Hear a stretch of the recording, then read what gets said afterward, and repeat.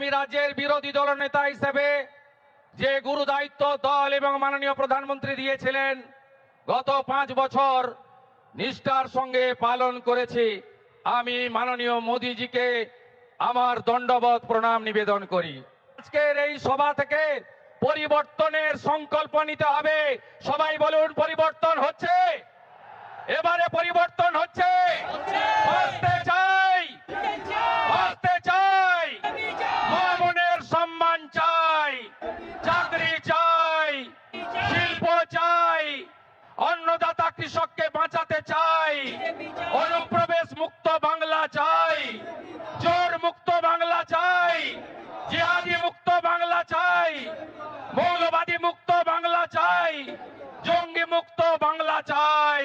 তাই প্রধানমন্ত্রীজি দমদমের মিটিংয়ে বলে গেছেন, সাংস্কৃতিক রাজধানী দেশের পশ্চিমবঙ্গ শিক্ষা, শিল্প সবকিছুতে 1 নম্বরে ছিল।